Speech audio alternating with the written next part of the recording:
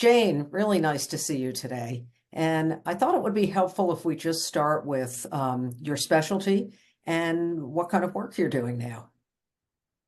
I'm a general internist and also board certified in addiction medicine, and I'm the division chief of general internal medicine at University of Pittsburgh. I'm Wonderful. a, I'm a clinician investigator, doing work funded by National Institute on Health, and I lead a division of over 200 faculty members. Great. And what did your life and career look like before coaching?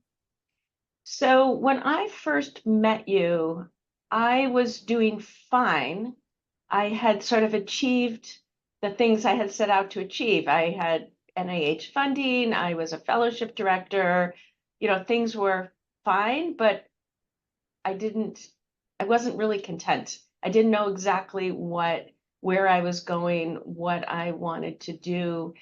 And and so the opportunity to do coaching seemed like an opportunity to help me figure out what my next steps were going to be. Hmm.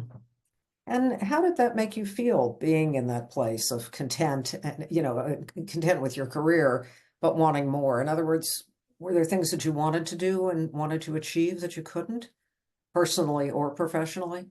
So I wouldn't put it that way. So I had achieved kind of what I set out to at the beginning of my career, but I wouldn't say I was really content because I didn't really know where I was going. I also felt that maybe I didn't deserve to be there, or I didn't deserve the next step, or I wasn't capable of the next step.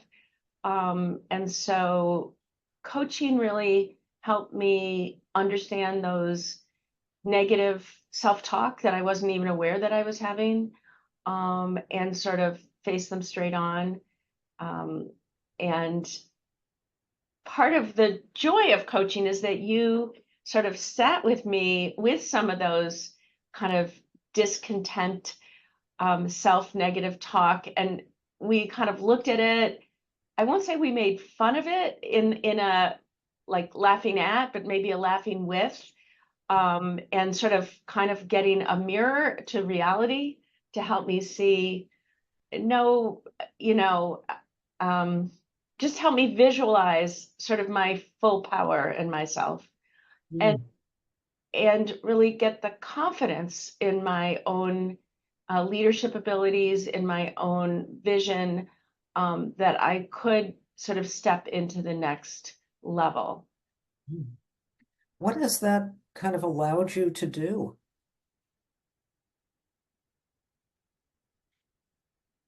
I would say that starting to really understand the self-talk, the negative, allows me to sort of listen to it and let it fly through and not have it own me. And so, it happens on a regular basis. And I know you've talked about the shame spiral.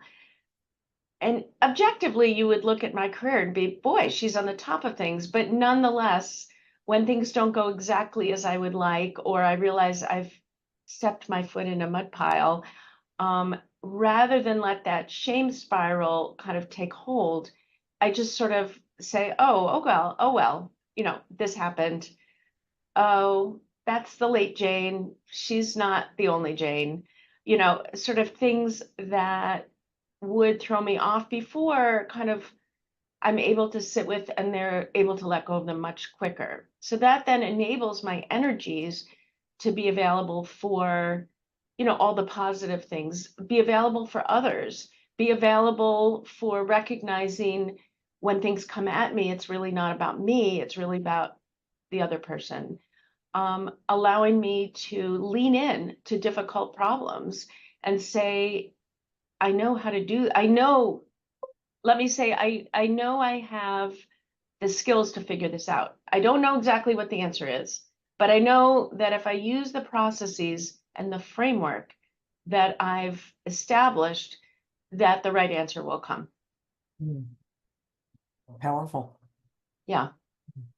What would you tell somebody who's watching this right now and is maybe unsure about moving forward with coaching?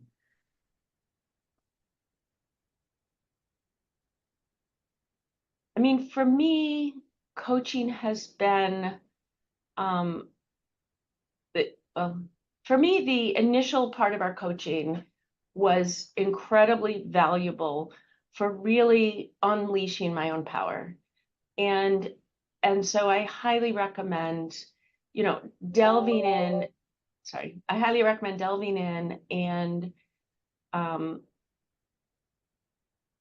and trying out and figuring out where the growth edge is, where what it is that's either blocking you, or what it is that you is your strength that you want to lean into. I mean, one of the pieces that you and I talked about at the very beginning is you listened very carefully to me. You helped me figure out my top values, and one of my values is mothering. And that helps me remember that when things are tough, I was like, okay, lean into my feeling of mothering, which is a sense of taking care, of being solid and responsible and trustworthy, of the people who I work with. Mm. And so I think if you're thinking about it, I think identifying where your strengths are, where you can lean into as a leader, in your career. We're all leaders. We're all leaders in medicine. There's not a single physician who's not a leader in some way. And so I think leaning into leadership and your own strengths is really the value of coaching. It's not therapy. You're not going to be delving into your secrets, dark secrets. Although sometimes those things do come up, but usually it's really identifying your strengths and leaning into them. Yeah. And lastly, since you know a lot about coaching now, anything about my coaching in particular that you think would be helpful for people watching this to understand? So one of the things that you bring to coaching is mindfulness, which I think it's adjacent to a lot of coaching. It's not like it's apart from other kinds of coaching, but you bring in a sense of presence and mindfulness and acceptance, that I think rubs off on your coachees. And that to me is, really, really valuable. Um, you are also uh, always willing to laugh and be creative. I love the little ditties that you help me create to remind myself of the things that we talk about. Um, you know, so trying to think of some right offhand, but I have a starfish in my office, and we talk about my power being like a starfish.